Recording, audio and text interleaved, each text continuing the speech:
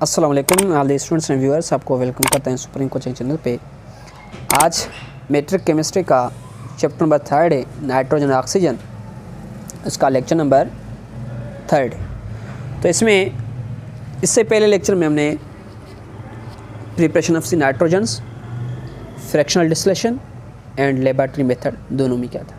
तो आज हम isolation of the oxygen from the air करते हैं। तो आइसोलेशन के लिए आप लोगों को पता है कि एयर कंटेंट अप्रोक्सीमेटली 78% क्या होता है, उसमें नाइट्रोजन होता है और 21% क्या होता है, एयर होता है। और आर्गन और कार्बन डाइऑक्साइड्स दोनों अप्रोक्सीमेटली 1% वो होते हैं। तो मीन्स यहाँ पे oxygen isolated by the fractional distillation of the liquids air just like a nitrogen.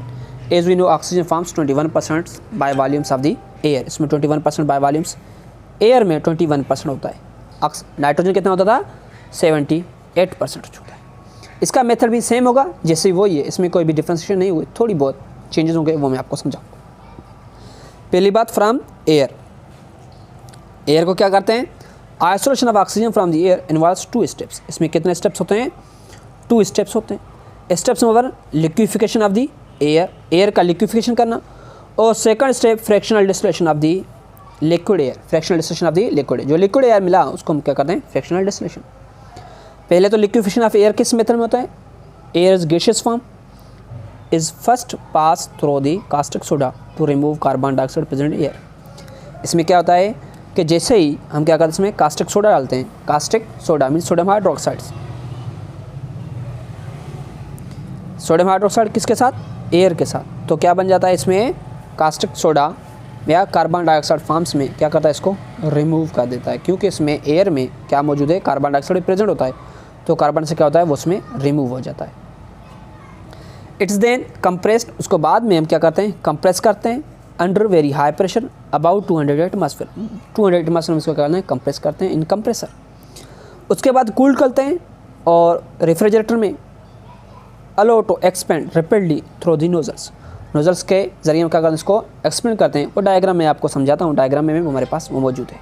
Same method जो बातें हमने अभी की, उस बातों में से एक तो क्या है, हम यहाँ पे क्या डालते हैं, air.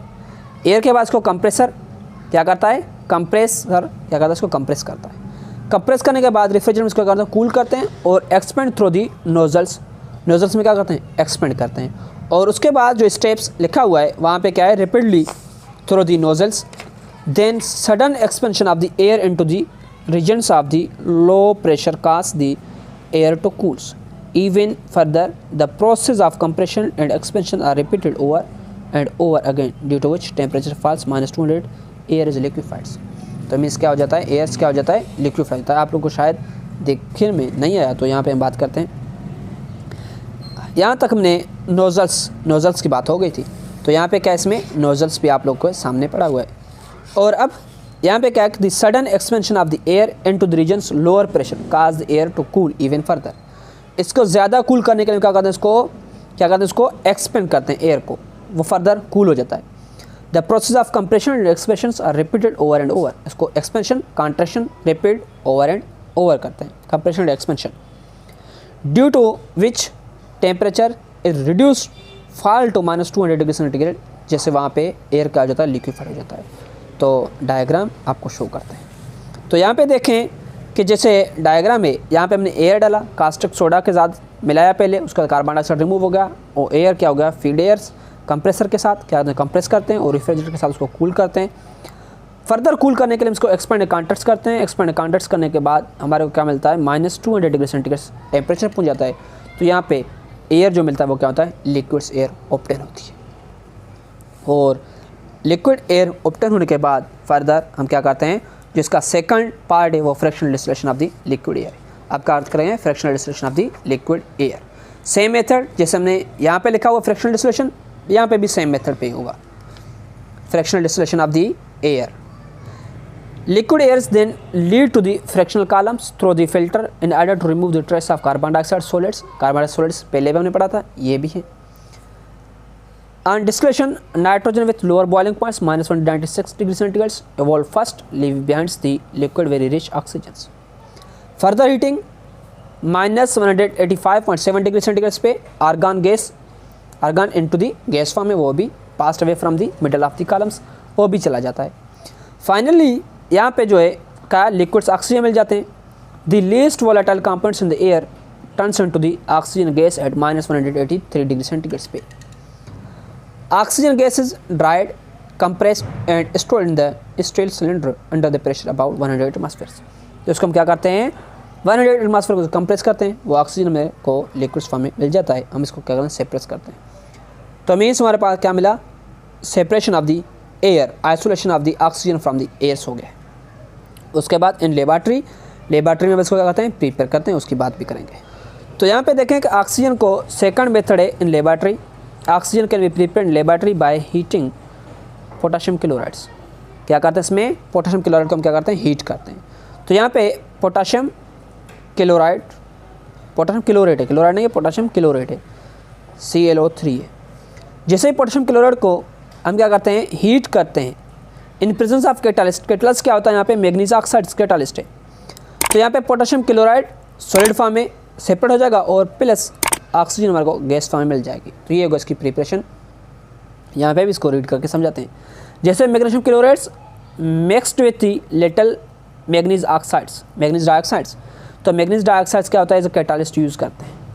Decomposition reaction take place, decompose heat दे रहे हैं तो एयर की एब्सेंस में, तो डिकम्पोजिशन रिएक्शन से होता है। तो उसके बाद at lower temperature and much faster rate oxygen separate from the this method. उसको इसके फिजिकल प्रॉपर्टीज़ की बात करेंगे, physical properties as well as chemical properties की भी बात सीक्वेंस वाइज करेंगे, जैसे आप लोगों को ये भी बातें समझ में आ जाए। तो यहाँ पे इसका देखें कि oxygen is a colourless gas, odourless and tasteless gas होता है। टेस्टलेस होता है, ऑर्डरलेस एंड कलरलेस होता है। ये क्या है, इट इज़ न्यूट्रल। ये क्या है, न्यूट्रल है। मीन्स लिटमस पेपर में कोई भी चेंजिंग नहीं आएगी। अगर रेड लिटमस है तो रेड ही रहेगा, ब्लू है तो ब्लू ही रहेगा। It is slightly soluble in water about 2% by volumes at the room temperature. 2% क्या है सॉल्युबल में, किसके अंदर, एयर के अंदर, वाटर के अंदर एयर ऑक्सीजन सॉल्युबल है। However this solubility is vital importance for the existence of the liquid aquatic life. Means जो एक्वेटिक एनिमल्स होते हैं, एक्वेटिक, तो उनके लिए ये क्या होता है, मेन होता है 2% सॉल्युबिलिटी भी वाटर के अंदर, क्योंकि वहाँ पे ऑक्सीजन तो रिक्वायर होगी सारों को। Gaseous oxygen is about 1.1 litre 1 times denser then the air. ये क्या है, 1.1 times denser then the air. क्यों, क्योंकि ऑक्सीजन की मास कितना है 32 ग्राम से, और वाटर जो हमारे पास एयर है उसका मास कितना था 28.96 डिग्री सेंटीग्रेड है। तो मीन्स कौन सा, किसकी मास ज़्यादा है, इसकी मास ज़्यादा है, तो डेंसिटी भी इसकी ज़्यादा होगी। तो मीन्स ऑक्सीजन की डेंसिटी ज़्यादा है कंपेयर टू दी नाइट्रोजन। कितने, एयर कितने टाइम्स, 1.1 टाइम्स। तो ये क्या है, 1.1 times denser than the air है। Liquefaction, liquefied at -183 degree centigrade and solidified at -225 degree centigrade. Oxygen reaction show करता है मेटल्स, नॉन मेटल्स, कंपाउंड्स के साथ डायरेक्टली। उसका ये मीन्स यहाँ पे अब हम बात करेंगे इसके केमिकल प्रॉपर्टीज़ की।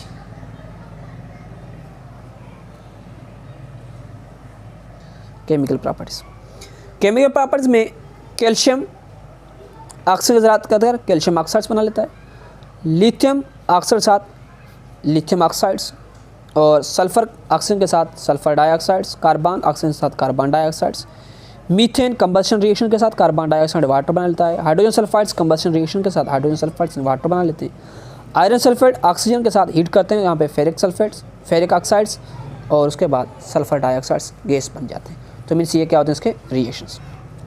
यहाँ पे क्या है कि यहाँ पे मीथेन ऑक्सीजन के साथ क्या होता है combustion reactions, carbon dioxide and water बना लेता है। उसके बाद हाइड्रोजन सल्फाइड्स ऑक्सीजन के साथ रिएक्ट करता है, सल्फर डाइऑक्साइड वाटर बना लाता है।